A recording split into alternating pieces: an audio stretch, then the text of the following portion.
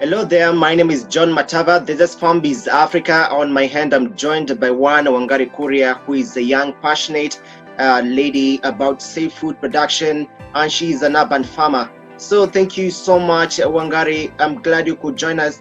Please, could you just start by introducing yourself and what you do? Thank you for having me. My name is Wangari Kuria, as most of the people know me, the Farmer on Fire. Basically, I do safe food production, but I also share my knowledge with other people who are interested in farming on my platform, which is a YouTube channel that is also called the Farmer on Fire. Yes. So possibly, Wangari, somebody would ask, what's all about urban farming?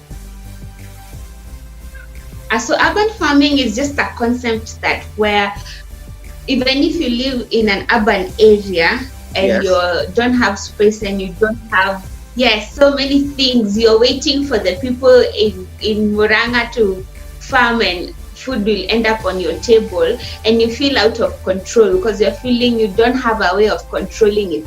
This food is safe. Have they used enough pesticide? Can I get it fresh on the day it's harvested? Such issues are what I'm trying to tackle by saying that even people who are urban dwellers can still farm and be profitable at it as well. So Wangari, one of the most important things that motivated you to get into urban farming, please, you could just share with us. So I had just lost my job and I was stuck. I was having an identity issue because I was very successful where I was working. I was getting a good salary and then I'm retrenched and I'm trying to apply for jobs. No one is applying and so I'm stuck. I was emotionally stuck. My relationships weren't going very well. I didn't have money. I had a load of Barclays of about 120,000 to pay every month for the next 11 months. And it was just stressful. So eventually I depleted my savings and I didn't know what to do. So luckily we had built a house in the middle of nowhere in Kitengela and we decided to move there. So after I moved there, that's when I realized, okay, so I'm going to die of hunger or I just need to do something. And because I'm from the village, my mom, I'm born and bred in Nyahururu, then moved in the urban area in Nairobi for campus. So basically she taught me everything I know about farming, and because I used to tag along when she went to the farm. So I just figured, what can I do? What do I have at my hand? God asked Moses, yes, what do you have in your hand? You always have something that God can multiply, that God can use. And so I figured, what do I have in my hand? So I started a kitchen garden, at least to feed my family, because at least I can get the dry food. The issue is commuting all the way to town to get vegetables and tomatoes and onions. That was the challenge. So I figured, let me start producing for myself. And eventually I got surplus. I started selling to my neighbors. And then eventually now the YouTube channel was born and here we are. I see it, urban farming is agripreneurship. You still have to look at the profit. But the way we know about it and why millennials are shying away from farming is because they have seen their moms farm and they've seen peasants in the countryside farming and they make no money. So that is not the kind of farming that we're talking about. We're talking about the kind of farming that actually breaks even and gives you money. So the first thing is any hustle you're doing, be it making videos, be it making selling mutumba clothes, all those side hustles that we want to get into, be it farming, you have to give it your all. You have to give it at least 6 to 8 hours a day focused on that thing. Whether you are actually on site or you're working on ideas on how to improve it. People, let me tell you, there's no such thing as a side hustle that you just throw seeds and you wait for them to grow. You have to invest your time, you have to invest your energy for something to be successful. I will not lie to you, nothing comes easy. I use drip irrigation.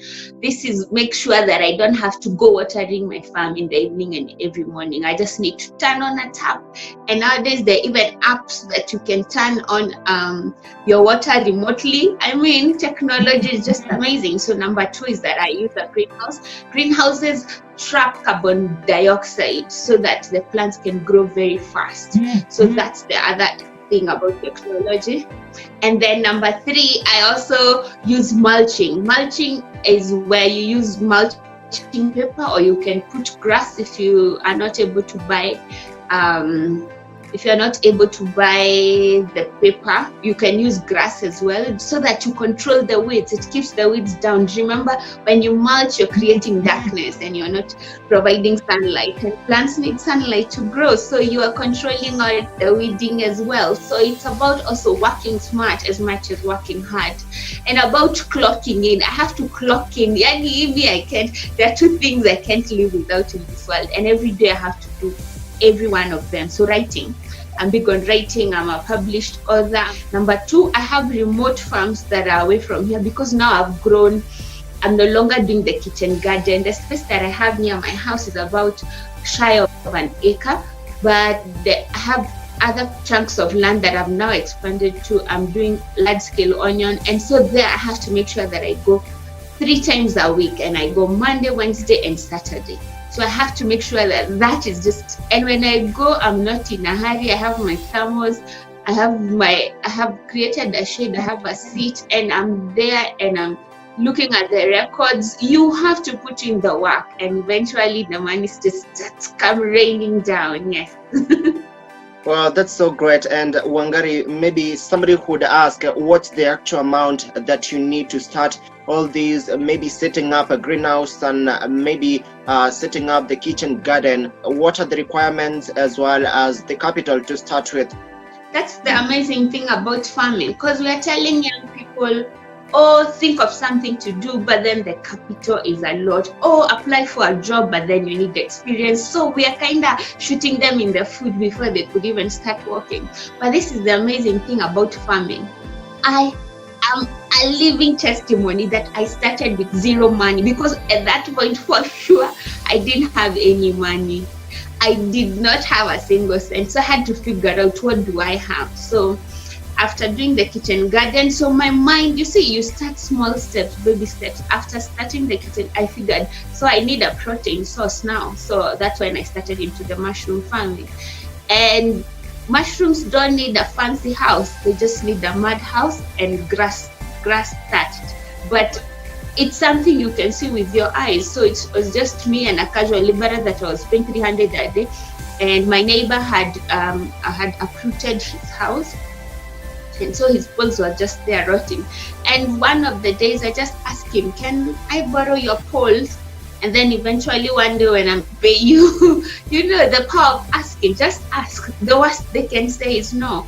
And so eventually I took those poles and we built the house. Me and that one guy, we built the house. It was actually fun because you just put on gumboots and you pour water on the ground. People told me, oh, you can do a mud house without red soil. And I called and I'm like, okay, so getting red soil to my house from Kiambu is about 18 to 20,000. I don't have that. But what do I have? Where I am, I'm standing on soil. So I'm going to use black cotton. Yes, it might erode at some point, but by the time it erodes, I'll have made my money and figured out how to get the red soil to me. So basically, you just need ideas, you just need energy, you need passion, you just need to ignite yourself, to keep yourself going. And eventually, life is not that unfair. Eventually, you will figure out something. So on greenhouses as well, I did not spend much. I just went to some go downs on North Airport Road. You buy it in wholesale, a big roll, and you can get casual laborers. 2 days, that's 600, 1,200, that's labor, that's done. And you're there doing your geometry, because basically we know how to do a structure. You just need to put, measure from here to there, that's maybe 15 meters, then measure from here to here, which is 10 meters, and then you put an X to make sure your geometry is right. And at this point, you put your strongest poles, and then you have a house standing, and you put a wrapper all around. But okay, because the land I'm using is not mine, I'm not willing to start putting permanent structures, then it's good to have a professional do it for you. But what if you don't have the money? What if you don't have 200,000 to put up a greenhouse? Just go try do it yourself. Sometimes plants don't care that much. They just want the basic concepts. They don't care about the fanciness of the thing. And then eventually, after your third food crop, after you've recovered, then you can put up a proper structure. So I can just say plainly and with many words that you don't need capital. I am a true living testament. You don't need capital to do much. So earlier on, you talked about mushroom farming. How have you found it in terms of the experience growing on the market? How is it generally?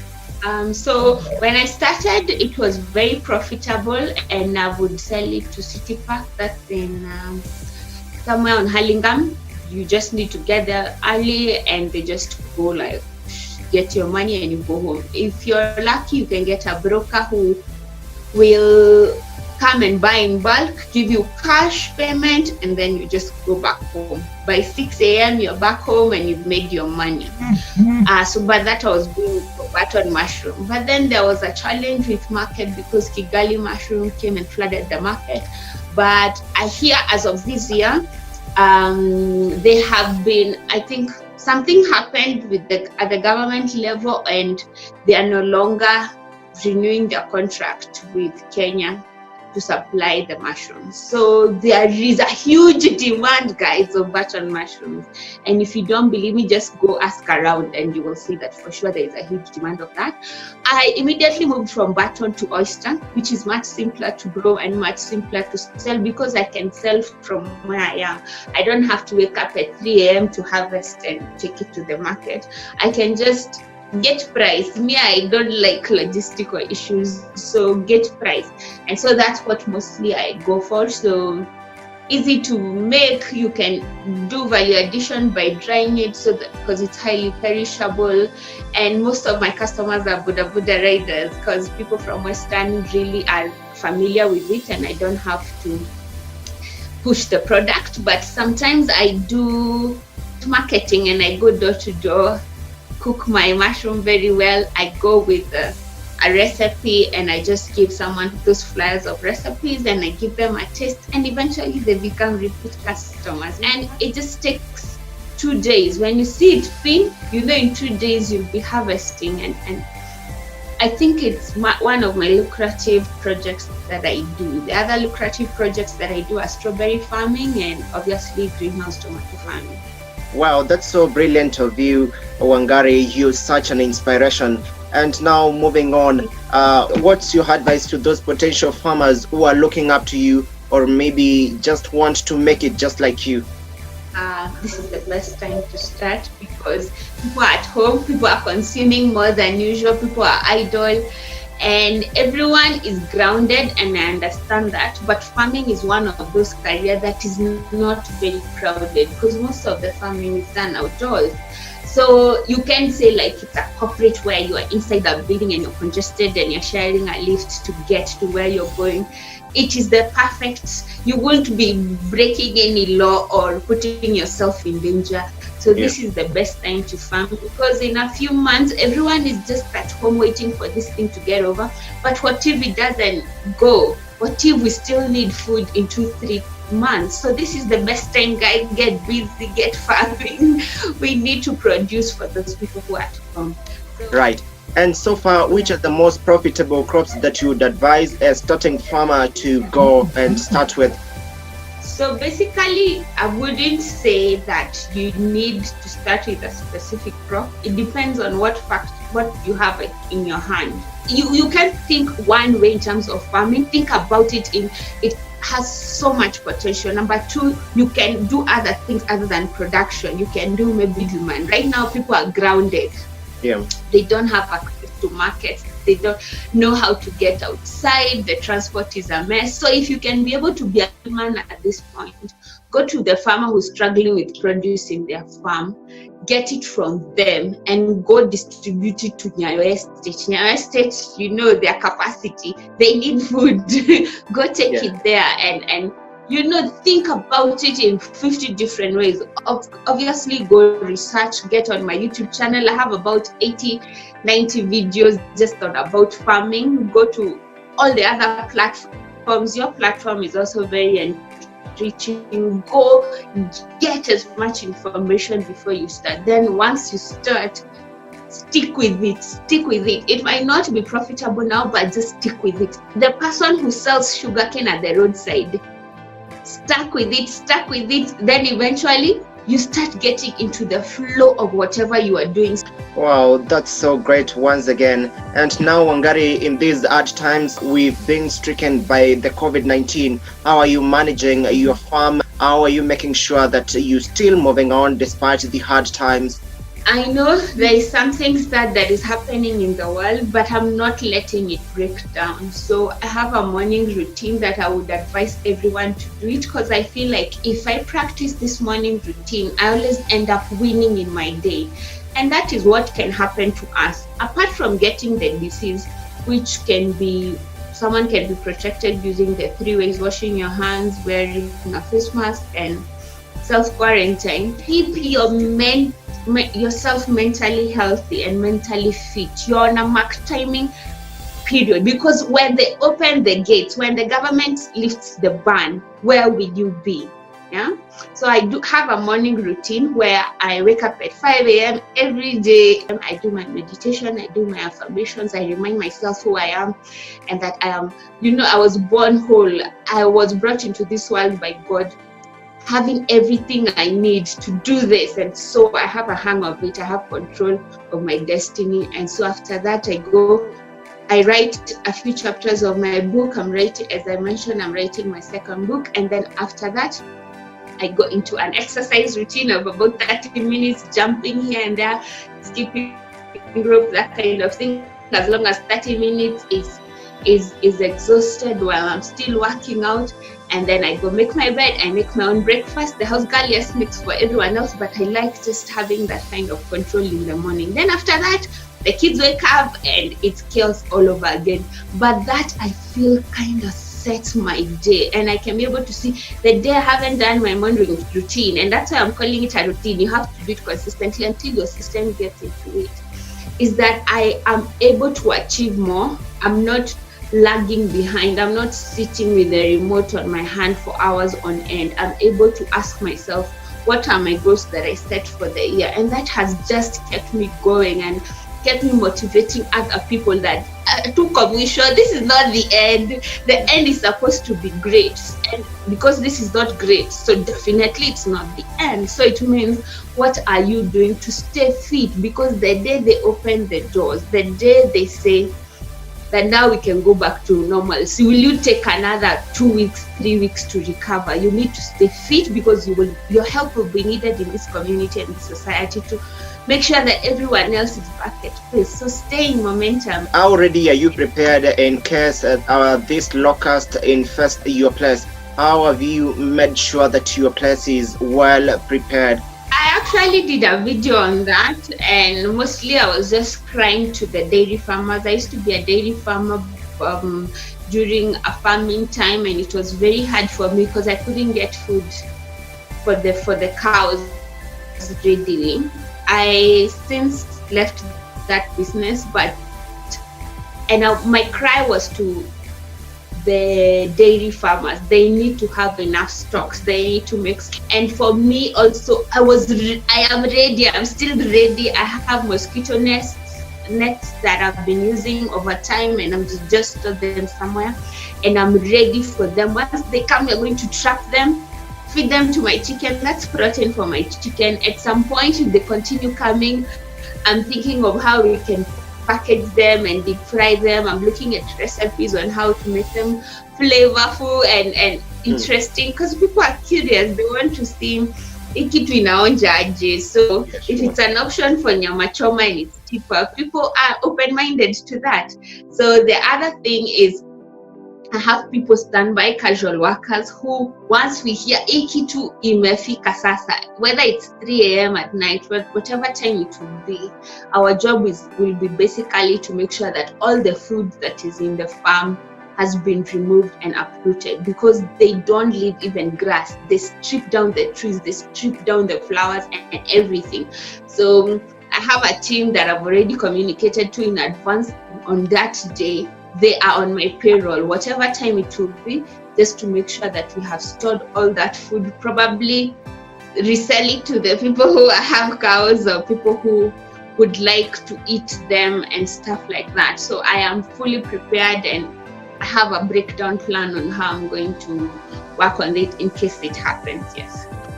And earlier on, you talked about you're just writing a book. How soon do we expect it, and what's the main thing that you've talked about it there?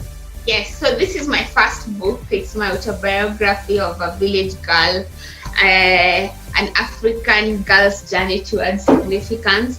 And then, so my second book is about agriculture. How do you take care of pest control if you decide to go the organic way? How do you make sure that that is done efficiently and it's still profit making if you decide to go the chemical way? So I give the advantages, and also the way I write, it's not a how-to and bullets and paragraph and numbers. It's kind of a story, because I want you to be engaged and to read the whole book from cover to cover. So it's also a story about me, my family, my children, how sometimes we are missing my daughter and she's inside the strawberries hunting and eating for herself. Yeah, so it's an amazing book. Please stay tuned for that as well.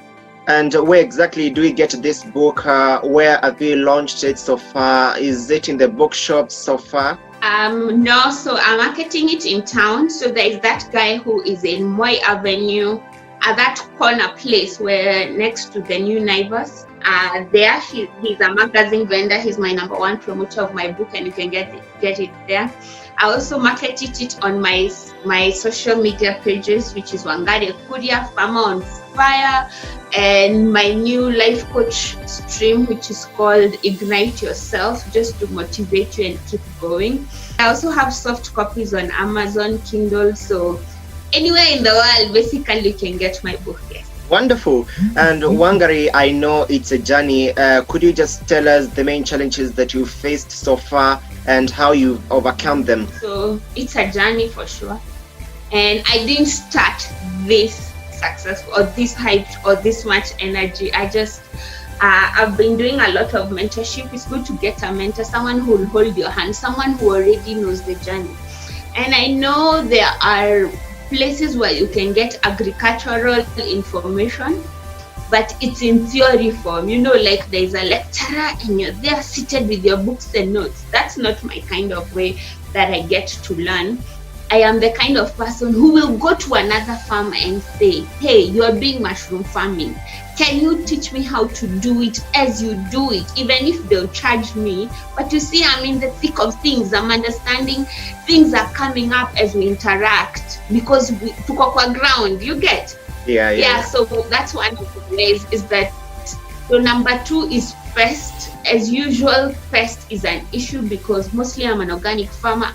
I am the first consumer of my produce, so I don't want to kill myself.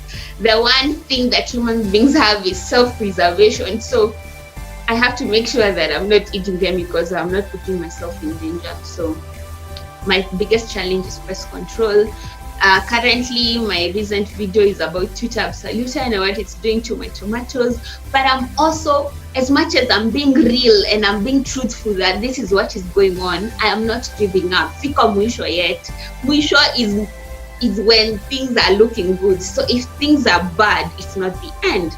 So, and I'm showing how I'm recovering from that by extremely pruning every leaf to make sure that the tutor is out, making sure that the greenhouse is well and clean, and just making sure that I've added more fertilizer, more manure, and there's this new trick that I learned that you can cover the stem of the tomato plant with more soil so that it can get more roots, and that way it will be able to absorb more potassium and more phosphorus, which is very important in the growth of a tomato. So things like that, I am sharing them freely on my platform, that even though these challenges are there, this is how to solve it. I'm not just saying that this is the challenge. So number three, of course, is land, but I'm able to go and look for a Maasai out there who has land. I figured out how to get water, fence it out, and just farm. The other thing is capital. As I told you, I started with nothing, and I live in the middle of nowhere. There are no roads here. So a lot of people who own land around here have not developed it because they're waiting for tarmac. Me, I'm living here, and I'm thinking if it rains, I'm grounded. So how do I do it? So every time someone comes to check on their land, and I'm there, hi, how are you? My name is Wangari, that is my house over there. And can I fence off your land and farm? And they're like, yeah, because instead of it getting grabbed, let me do this. So as much as I have challenges, I am at that point in my attitude level where I don't see a challenge, I see a lesson, and I'm like, okay, so how do I figure out how to get out of this? And one of the ways that I do that is that I have a book that I write into. It's my life book. So every morning, while doing my morning routine, I write my perfect life. I write, if I had everything I needed in my life, how would my life look? And the way I write it in the present tense, like I'm already living it. And so I write these glorious things, because let me tell you, nothing can happen unless it first exists in your mind. And so this just helped to spark my imagination. And eventually I find a solution, or somehow I am in the state of mind where the solutions are also looking for me. And so I'd like you to just tell us and share a parting short advice to those women, young women and young ladies who just look up to you. So my parting shot is, do everything you can. Do not be comfortable that, you're married or your dad has money, you feel a sense of security. It's always good to, as a woman, to be independent, to make sure that you're getting your own, you're having some kind of income, even if it's supplementary. We have infinite potential, and I don't mean this in terms of we need to dominate the world and become the stronger sex and all that kind of thing. I just mean in terms of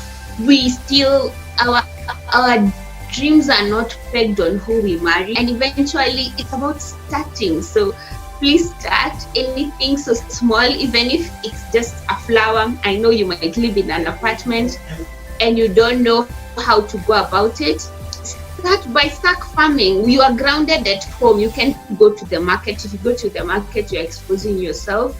So get a gunia, get a basket bucket, plant some tomatoes, and you're thinking, where do I get the seed? No, you have already tomatoes in the house. They have seeds in them. So dry them out and plant in that bucket, and you have a balcony farm. You get, so it's just about being open-minded and thinking, how do I twist this to my favor? So basically, the world is unlimited for sure. Okay, thank you so much, Wangari, the Farmer on Fire. We're glad for hosting you and coming along to share about this very crucial information. I'm looking forward again to have you so that you may share more insights. Thank you so much.